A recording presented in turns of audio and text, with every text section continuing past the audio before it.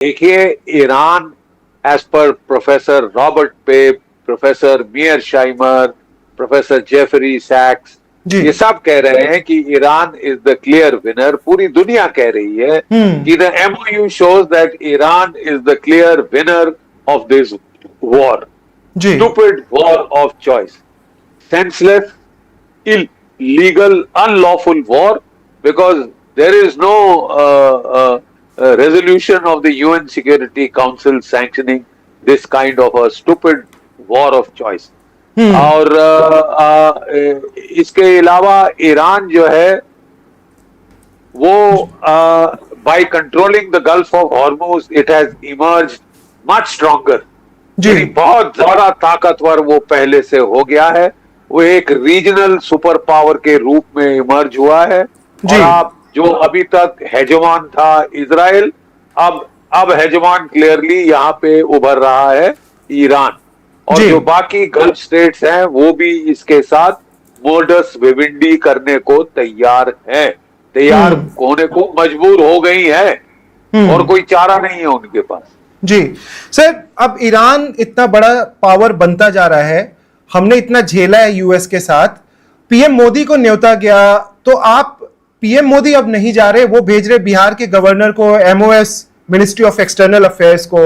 आपको लग रहा है फिर से कोई हम भूल चूक तो नहीं कर रहे? अगर पीएम मोदी जाते तो एक बहुत बड़ा संदेश रहता और आगे शायद हमारे पास एक ऑप्शन रहता और भी ज्यादा बिजनेस करने का और अपना सहयोग बढ़ाने का।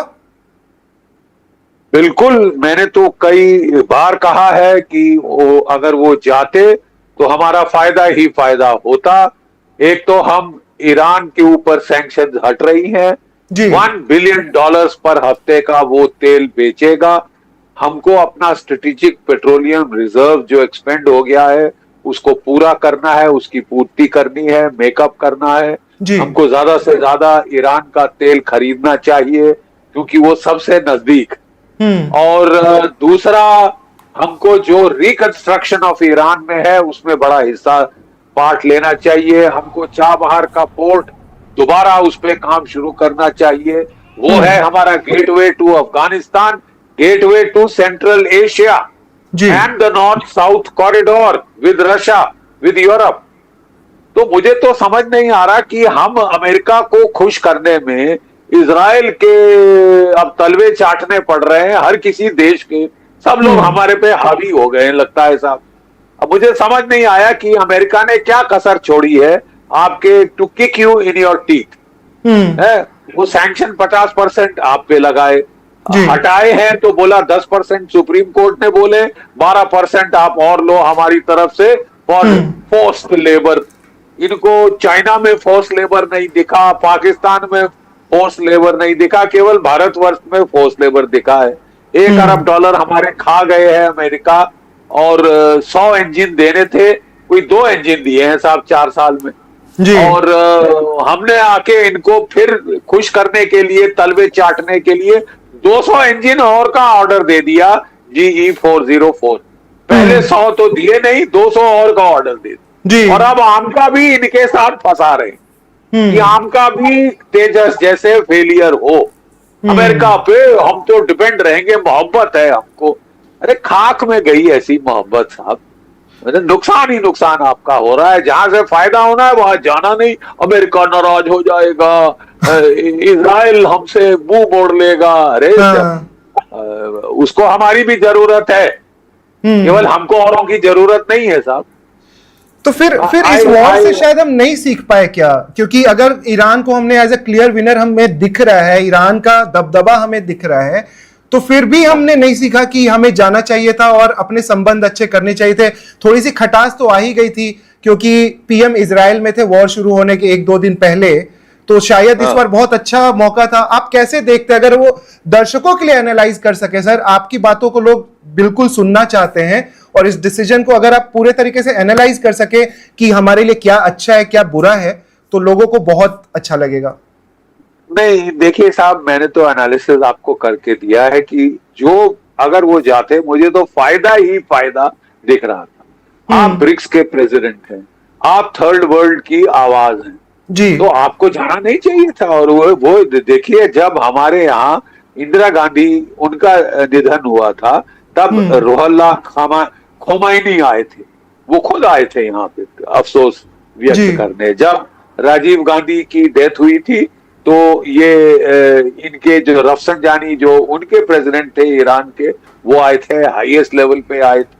तो और कुछ नहीं, शिष्टाचार से बनता था कि आप भी ये कॉम्प्लीमेंट रिपे करें। अब ये नया ड्रामा है साहब कि नहीं अमेरिका नाराज हो जाएगा, हम तो अमेरिका की क्या 51st स्टेट है क्या, कि अमेरिका के आज्ञा के बगैर हम कुछ कर नहीं सकते। डोनाल्ड ट्रंप की नाराजगी, अरे उन्होंने छोड़ा क्या है हमको नुकसान करने के लिए? ट्रेड डील सुन सुन के हमारे कान पक गए हैं। ट्रेड डील तो दरकरार, हमको तो सबसे बदतर ट्रीटमेंट पूरी दुनिया में दे रही है, और मीठी मीठी बातें उनसे सुन लीजिए। ये तो मुंह में राम राम, बगल में छुरी की बात है साहब, बगल में छुरी की बात। जी चलिए, थैंक यू सर, आपने इसके बारे में बताया। एक और बड़ा सवाल जो अभी बहुत चर्चा में है, आपको पता ही होगा कि फाइनली भारत ने बताया कि हमारे 6 शहीद, जो 6 जवान थे वो शहीद हुए ऑपरेशन सिंदूर में। अब एक जो राजनाथ सिंह जी का वीडियो है वो बहुत वायरल हो रहा है, जो उन्होंने पार्लियामेंट में जुलाई में स्टेटमेंट दिया था और उन्होंने कहा कि हमारा कोई भी जवान शहीद नहीं हुआ। अब ये बहुत ज्यादा कॉन्ट्राडिक्टरी था और जनता बड़ी हैरान है कि ऐसा कभी कैसे हो सकता है कि शहीदों की बात हुई और उनको सैलरीज भी जारी थी 12 महीनों के लिए, और अब उन्हें बताया जा रहा है। ये क्या तरीका होता है सर? पूरा मामला कैसे, ये जो है सरकार कैसे इसको देखती है, आर्मी इसको कैसे देखती है, आप कैसे देखते हैं जो भी हुआ? क्योंकि अब बोला जा रहा है कि राजनाथ सिंह ने शायद मिसलीड किया कंट्री को, and he is the defence minister. साहब मैं तो थोड़ा हैरान हूं, मैंने पहली बार ऐसा सुना है। लड़ाई में, जंग में शहादत कुर्बानी होती है और हम लोग अपने शहीदों को, कुर्बान जो होते हैं उनको बहुत इज्जत देते हैं। मैं तो हैरान, सबको मालूम था कि हमारी कैजुअलिटीज हो गई हैं, ज्यादा नहीं हुई है, थोड़ी बहुत हुई है। इतनी भीषण लड़ाई में कुछ कैजुअलिटीज का होना तो अनिवार्य है ही। मुझे समझ नहीं आई कि हमको छुपाने की क्या जरूरत थी। हमने तो यहां तक छुपा दिया कि पाकिस्तान का कितना नुकसान हुआ है वो भी छुपा दिया कि कहीं अमेरिका नाराज ना हो जाए। ये हो क्या रहा है साहब? हर लड़ाई में हमने देखा शहीदों की जो चिताओं पर जो लोग हजूम आता है, वो हर टीवी कैमरा उसको कैप्चर करता है, पूरे देश को दिखाते हैं, पूरा देश नमन करता है शहीदों को। ये पहली बार हमने सुना है कि 1 साल बाद बोला कि हाँ जी हमारे शहीद हुए थे, जैसे कि बड़ी छुपाने वाली बात हो गई है। ये साहब कुर्बानी दी है, शहादत दी है, वो इज्जत की बात है ना, उसको इज्जत बख्शी जानी चाहिए। ये नया क्या हमारे देश में एक नया ड्रामा शुरू हो गया है साहब। ये आई कांट अंडरस्टैंड, इसकी वजह क्या है? I fail to understand. But as a army veteran it must be painful, and how do you feel about it? आपके मन में दोस्तों से बात होती है तो क्या बात होती है? ब्लडी वेल पेनफुल यार। अगर आप अपने शहीदों को नमन नहीं कर सकते तो आप क्या, what kind of a country are you यार? आप कैसा देश बनते जा रहे हो? आप मतलब कहना क्या चाहते हो, करना क्या चाहते हो? I haven't understood. The most natural normal thing is, एक देश अपने शहीदों को नमन करता है, उनकी कुर्बानी को याद करता है, आंखें गीली करता है। हमारा हुआ ही नहीं, हमारा नहीं हुआ, ये क्या नया ड्रामा है? मतलब आप कौन सी कैजुअलिटी लेस वॉर की ख्वाब लगा के बैठ गए साहब की कैजुअलिटी हो गई नहीं। हम तो डोनाल्ड ट्रंप जैसे लड़ेंगे, वेनेजुएला में कोई कैजुअलिटी नहीं हुई, 12 डे वॉर में कोई कैजुअलिटी नहीं हुई, अगर हुई तो उन्होंने छुपा दी, हम भी छुपाएंगे। क्यों? ये अब डोनाल्ड ट्रंप से यही सीखने को रह गया। ये गलत बात है, दिस इज रॉन्ग। कोई चीज जस्टिफाई नहीं कर सकती। And I am amazed out to how it has happened. हो क्या गया है हमको? मतलब जो बेसिक डिसेंसीज हम कैसे भूले जा रहे हैं। अमेरिका अमेरिका अमेरिका अमेरिका जाए जहन्नुम में, लानत लगे ऐसे देश को। हम उसका एग्जाम्पल फॉलो कर रहे हैं कि वो अपनी कुर्बानियां नहीं बताता, छुपाता है अंडर द कारपेट, हम भी छुपाएंगे। जी, सीखना है तो कोई अच्छी बात सीखिए। तो इसका असर, नई चीज हम सीख रहे हैं, इसका असर हमारे जो आर्मी जवान हैं उन पे किस तरह का असर देखते हैं? और वो कैसे फिर इसको लेंगे। ऑफ कोर्स इतना बोलते तो नहीं है, बिकॉज आर्मी जवान they keep their reputation and everything and they don't get into the politics of course, लेकिन वो जो मेंटल जो प्रेशर है या जो मेंटली इम्पैक्ट करता होगा ये चीजों को, तो आप आर्मी जवानों को क्या मैसेज देना चाहेंगे? वो भी हमारा चैनल देखते हैं सर, कि how to deal with this. नहीं, I am not into messaging and any of those sort of thing, but जी। मैं कह रहा हूं कि उनको भी दुख हुआ है, हम वेटरन्स को दुख हुआ है, वी हैव जी। फेल्ट बैड, हमें हैरानी हुई, we are amazed that this can happen in India. Bharatvarsh जी में ये हो सकता जी और अगर हम अभी इसको जोड़े कि साहब अब तो बैक चैनल टॉक भी शुरू हो गई है, देन आई एम सॉरी, मैं I don't know what is going on in this country. एक वो राम माधव जी हमारे पहले पहुंच गए थे महबूबा मुफ्ती से बहुत ही डील्स करने, और उसने बुरहान वानी जैसे लोगों को महिमा मंडन किया, फौजें हटवाई, बड़ा नुकसान किया था उसने जी और फिर उसको निकालना पड़ा, डिसमिस करना पड़ा जी कि नापाक सरकार को। अब हम फिर वो पाकिस्तान से बातों में लग गए और फिर राम माधव जी सबसे आगे। मुझे समझ नहीं आया इनकी सोच क्या है। एक और अपडेट कि पाकिस्तान को sir J-35 stealth fighter China दे रहा है और भारत के पास AMCA 2030 तक आएगा। Is it a dangerous gap? मतलब ये जो स्टेल्थ फाइटर्स मिल रहे पाकिस्तान, रॉन्ग, आपके पास 2035 तक आना था और अब तो 5-10 साल और जोड़ लीजिए, क्योंकि अमेरिका ने इंजन देने से मना कर दिया है। बोला जो 70 करोड़ का इंजन दे रहे थे वो 200 करोड़ में देंगे, और महिमा मंडन करो। तो हम ये डील क्यों साइन कर लेते हैं, इतनी महंगी deals? You please ask the government, I don't sign those deals, I am sorry, I don't sign those deals, I can only give my viewpoint. जी 70 करोड़ का जो इंजन इन्होंने प्रॉमिस किया था, उनको पता चल गया कि भारत को बहुत सख्त जरूरत है, भारत को एयरफोर्स कमजोर हुई जा रही है पाकिस्तान के मुकाबले भी। और जैसे आपने बताया कि पाकिस्तान के पायलट्स इस वक्त चीन में J-35 स्टेल्थ फाइटर्स पे ट्रेनिंग ले रहे हैं, अगले साल उनके पास स्टेल्थ फाइटर आ जाएगा। हमको रूस ने ऑफर दिया था कि हम आपको टेक्नोलॉजी ट्रांसफर करेंगे, सोर्स कोड देंगे, अपने देश में बनाओ। अमेरिका नाराज हो जाएगा, हम नहीं ले सकते, हाय हाय हम कैसे ले सकते हैं, तुम्हारो व्हाट एल्स कैन वन से यार। जी कि मती मारी गई है क्या, आपको हो क्या गया है, आपको क्या मोहब्बत जताने की मजबूरी क्या है? वो लात पे लात आपको मारे जा रहा है। जितना इस तरह की गिड़गिड़ाई करोगे और अपनी बेइज्जती कराओगे, और अपनी बेइज्जती कराओगे।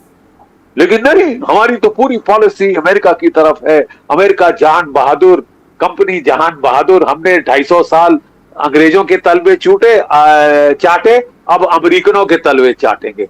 हम नहीं चाटेंगे साहब, आप चाटिए, मुबारक हो आपको तलवे चाटना।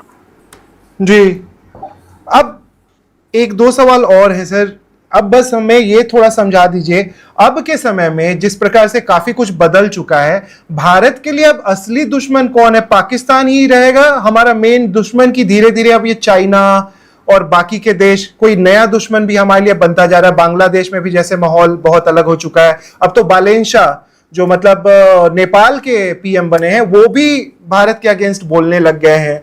तो हमारे दुश्मन थोड़ा बढ़ते जा रहे हैं, तो हमें किस प्रकार से अपनी स्ट्रैटेजी रखनी चाहिए आगे के लिए? देखिए साहब, आपको अपनी ताकत बढ़ानी होगी। अगर जेट इंजन डील आपकी सारी अमेरिका साबोटाज कर रहा है, तो जेट इंजन अगर जल्दी टाइम में नहीं बन पाएंगे, आमका नहीं बन पाएगा। एक तो आपको रूस से Su-57 जल्द से जल्द ले लेना चाहिए, नंबर 1। नंबर 2, खूब तादाद में ब्रह्मोस मिसाइल बनाए, वो आपके देश में बन रहे हैं। लॉन्ग रेंज क्रूज मिसाइल बनाए, वो आपके देश में बन रहे हैं। Pinaka multi barrel rocket launcher regiments और बनाए, आपके देश में, आपके आत्मनिर्भरता प्रोग्राम के तहत बन रहे हैं। आपकी मीडियम गनें और बनाए, जो कि ATAGS है, जो कि आपका टाटा एडवांस सिस्टम और कल्याणी फोर्ज ने अपने ही देश में बनाया है, उसने उसका आपने 300 का ऑर्डर दिया। मैं बता रहा हूं कि जब मैं सन 2000 में मिलिट्री ऑपरेशंस डायरेक्टरेट में तैनात था, तब हमने 1200 ऐसी गनों की डिमांड करी। अभी जी तक कोई 600 इस क्लास की गनें आई है, और जब आपके देश में बन रही है, बाप बोले नहीं साहब ये हमको पसंद नहीं आई, ये ज्यादा भारी है, और ये लद्दाख में नहीं पहुंच पाएगी, ये सिक्किम में नहीं पहुंच पाएगी। क्या कह रहे हो साहब? लद्दाख में 50 टन का वज्रा पहुंच सकता है, 18 टन की एटैक्स नहीं पहुंच सकती। सिक्किम में 45 टन का T-72 पहुंच सकता है, हाँ, जी। ये 18 टन की गन नहीं पहुंच सकती। ये मुझे लॉजिक नहीं समझ आया। आपको जल्द से जल्द, वक्त आपके पास सबसे बड़ी कमी है वक्त की। खतरे आपके बढ़ते जा रहे हैं, ताकत आप कम करे जा रहे हैं। ये भी जी नया ड्रामा है। तो और कुछ अजीब सोच आई जा रही है जी कि शहीद हो जाए तो बताओ नहीं, छुपा लो। अरे उसकी तो, शहीद की तो कुर्बानी को सेलिब्रेट किया जाता है साहब। जी वो कहते हैं शहीदों की चिताओं पर लगेंगे हर बरस मेले, मिले। वतन पे मिटने वालों का यही बाकी निशान होगा। अब हमारे यही एक रह गई थी ड्रिल कि हम अपने शहीदों को पुरजोर और पूरे जोशो खरोश के साथ विदाई देते थे। अब वो भी नहीं नसीब होगा साहब, क्योंकि अमेरिका बहादुर नाराज हो जाएंगे। अरे जी तुम और तुम्हारा अमेरिका, तो आप जानो वो जानो, हमको बस तो अब सर समझ नहीं आते। समझ गए, लेकिन जनता समझ रही है सर। बस जाते जाते आखिरी सवाल, एक जीडी साहब, ये बहुत लोगों का क्वेश्चन है कि अमेरिका, हो सकता है कि अब खामेनेई का जो बड़ा रिचुअल होने वाला है, फ्यूनरल होने वाला है, उसमें क्या ये लोग, क्योंकि जिस प्रकार की इनकी स्ट्रैटेजीज रही है और जिस प्रकार से इन्होंने वायलेंस किया है, क्या ये भी पॉसिबिलिटी है कि अमेरिका, ट्रंप जैसा पागलपन उन्होंने दिखाया है कि ये रिचुअल्स और लास्ट राइट्स और एक बड़ा ग्रैंड इवेंट हो रहा है, उस समय क्या कोई वो स्ट्राइक कर सकते हैं? इस तरह की भी पॉसिबिलिटी है, क्योंकि मुस्तफा खामेनेई फाइनली पहली बार हो सकता है कि वो बाहर आएंगे और वो पब्लिक के सामने होंगे। और दूसरा सर, ओवरऑल आपको क्या लगता है ये वॉर कब खत्म होने वाला है? जब हम इसकी चर्चा ही करना बंद कर देंगे, ये वॉर खत्म हो जाएगा? एक आपका प्रेडिक्शन। हम जानते हैं डोनाल्ड ट्रंप के पागलपन का कोई हम अंदाजा नहीं लगा सकते, but your prediction always matters. नहीं, my prediction was that Donald Trump को इतनी अकल तो है कि उसकी वजह से, नेतन्याहू की वजह से जी दुनिया की इकोनॉमी तबाह हो गई है, शामिल अमेरिका की इकोनॉमी तबाही की ओर जा रही, शामिल American economy. Mid term election उनको फेस करना है नवंबर में, प्रिलिमिनरी शुरू हो गए हैं मई के महीने में से, दे हैव स्टार्टेड। जी तो फर्स्ट टाइम उन्होंने कोई अकलमंदी का काम किया था, ये so called memorandum of understanding sign करके। First time in his second term अकलमंदी का काम एक किया था, तो वो MOU साइन किया, और मिनटों के अंदर या इजराइल के साथ मिलके, या इजराइल के उनके नियंत्रण के बाहर नहीं, उल्टा वो लगता है इजराइल की गिरफ्त में है, क्या है, एप्स्टीन फाइल है, क्या है, मुझे नहीं समझ आया। बट आई थिंक कि इतनी ज्यादा नीचताई, इतनी ज्यादा हरामजादगी तो शायद डोनाल्ड ट्रंप के भी पार हो। अब नेतन्याहू साहब क्या बॉम्बिंग करेंगे, पूरी दुनिया उनके ऊपर थूकेगी। लेकिन ये तो कुत्तापना एक नया आ गया है, मर्डरिंग, ये तो गैंग वॉर बना दी है। वॉर में भी कुछ जो है, क्या कहते हैं, सिविलाइजेशनल रूल्स। जी आपने हर रूल तोड़ा है। वहां पीट हेग्सेथ कह रहा है there are no rules in war, मैं अटिल्ला दहन हूं, चंगेज खान की औलाद हूं। अबे तू लड़ तो पाया नहीं ईरान जैसे मिडिल टायर पावर से, तू क्या लड़ेगा रूस से, तू क्या लड़ेगा चीन से? ठीक है, और हमको धमकी दे रहा है। और अजीब बात यह है कि हम सहमे जा रहे, जी हम सहमे जा रहे, वहां नहीं गए, ईरान नहीं गए, जाने से मना कर दिया। तो फिर अब रह क्या गया? अब मैं क्या कह सकता हूँ? I am just feeling sorry. आपकी एक फोटो बड़ी वायरल हो रही थी, मोदी जी के बगल में आप बैठे हुए नजर आ रहे थे। तो आपसे तो बात होती रहती है मेरी, इस वजह से मैंने आपसे पूछ ही लिया सर। कुछ आपने उनको बोला sir these are the changes that we can do? मौका मिला बात करने का, समझाने का? नहीं, आई मस्ट थैंक हिम. वो जरूर आए, he shook my hand, I was very honoured, जी. बट ज्यादा कोई कहने सुनने का टाइम नहीं मिला, उस वक्त नहीं था, मौका नहीं. Subscribe to One India and never miss an update. Download the One India app now.